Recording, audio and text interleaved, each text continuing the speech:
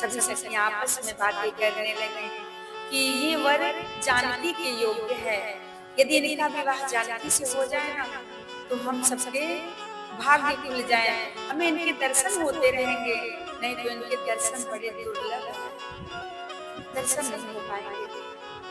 नाही ते हमको सुनहु सखी इनकर दर्शन दूरी, यह संगत तब होई जब पुण्य पूरा कृत हो। हे सखी, इनके दर्शन तभी हो सकते हैं जब हमारे कई जन्मों के पुण्य होंगे, तभी हम इनके दर्शन कर पाएंगे। यदि हम पुण्य आत्मा होंगे तभी ऐसा संयोग बनेगा। प्रभु हमारे मिथिला के भूषण है, यदि इनका विवाह यहाँ हो जाए ये कभी कभी बीच बीच में आते रहेंगे, दर्शन करते रहेंगे, अन्यथा इनका दर्शन मिलना दुश्वार है, दुर्लभ है। ऐसी सखियां कहकर भगवान से प्रार्थना कर रही है, प्रभु इनका विवाह मेरी जानकी के संग हो जाए ताकि हमें भी इनके दर्शन होते रहे। ऐसी सुंदर छवि है, उस रूप को देखकर सभी मोहित हो जा रही हैं, सब मोहित हो जा रही हैं, नर नारी पुरुष सभी के सभी मोहित हो जा रहे हैं। भगवान सबको दर्शन देते हुए आगे बढ़े हैं, पूरे मिथिला में भ्रमण किया, वहां पर जाकर जहां पर रंगभूमि में जहां पर धनुष यज्ञ होने वाला है वहां पर भी जाकर टहल कर प्रभु ने देखा, सब कुछ दर्शन किया है। नगरवासियों के जो बालक है ना उन सबको सुख प्रदान किया है प्रभु ने। संध्या वंदन के समय पहुंचे हैं, संध्या वंदन हुआ है, कथाएं हुई हैं, अब रात्रि का समय हुआ है।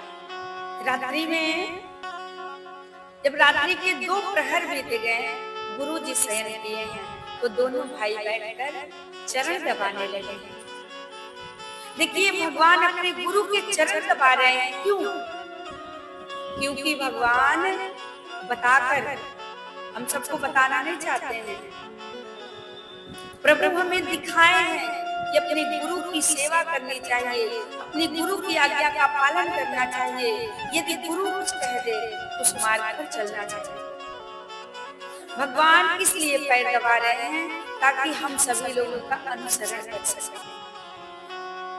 भगवान ने यहाँ पर करके दिखाया, जब राम अवतार हुआ है ना तो भगवान सब कुछ किए हैं, क्या करना चाहिए भगवान ने दिखाया है, करके बताया नहीं है। और हम सब क्या सोचते हैं कि अपने बच्चों को बताएं, बेटा ये कर लो। भैया जब तुम खुद नहीं करोगे तो बेटा कैसे कर लेगा? अरे करके दिखाओ तो सही, तभी तो बेटा करेगा, अन्यथा कैसे करेगा? भगवान राम चरण दबा रहे हैं गुरु के, क्योंकि भगवान का अनुसरण हम सभी लोग करें इसलिए दबा रहे हैं, सबको सुख देने के लिए। क्योंकि जो अपने गुरुदेव की पूजा करता है, अपने गुरु की सेवा करता है तो जीवन में उसके लिए कुछ भी दुर्लभ नहीं है। जो गुरु की सेवा करेगा, जो गुरु की पूजा करेगा, इस संसार में ऐसी कोई वस्तु है नहीं, कोई चीज दुर्लभ है ही नहीं, कोई चीज दुर्लभ नहीं है। गुरुदेव की कृपा से, गुरुदेव के आशीर्वाद से सब कुछ प्राप्त हो जाएगा, सब कुछ मिल जाएगा। हमें केवल हमारे भीतर निष्ठा होनी चाहिए, हमारे भीतर विश्वास होना चाहिए। गुरु चाहे जैसे भी हो, पर उनके प्रति आपका विश्वास, उनके प्रति आपका समर्पण, उनके प्रति आपका जो समर्पण है ना, वही समर्पण भाव आपको आगे लेकर जाएगा, वही समर्पण भाव आगे लेकर जाएगा।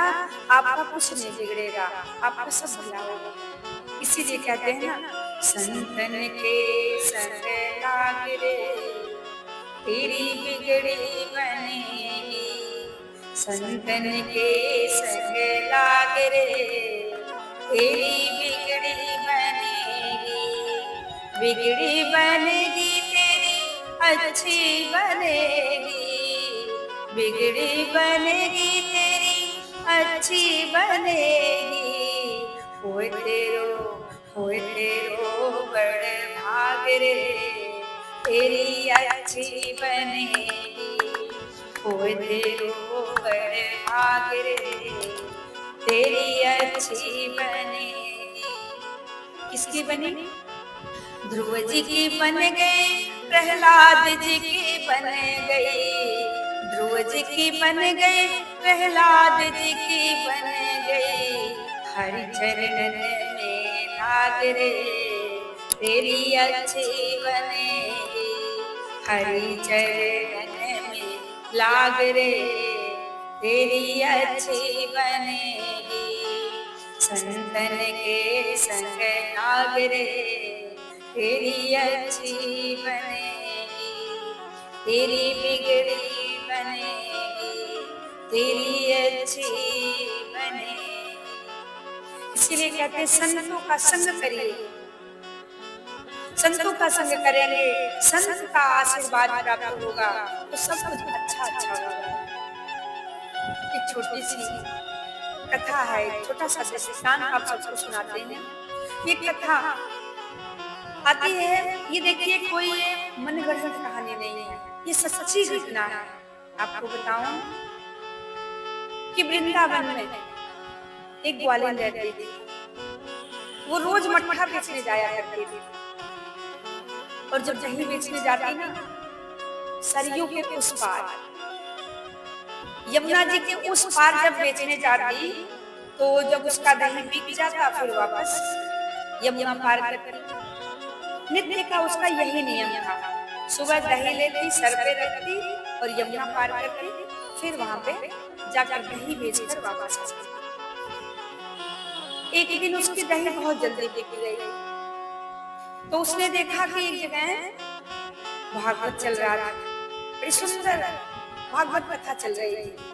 तो उसने सोचा चलो थोड़ी देर बैठ के सुन लेते हैं, और वो ग्वालिन बैठकर सुनने लगे। तो वहां के व्यास जी जो थे ना, जो कथा कर रहे थे, उन्होंने कहा कि भगत रहे संसार में करत भ्रष्टाचार, भव सागर में जीव रहे कैसे जामे पार।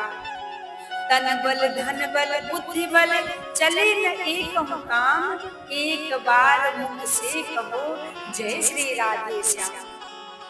गुरुदेव ने कहा कि यदि इस भवसागर से पार जाना है, जो भवसागर में भटकने वाला व्यक्ति है, जो भवसागर में भटकने वाला जीव है, वो पार कैसे जाए?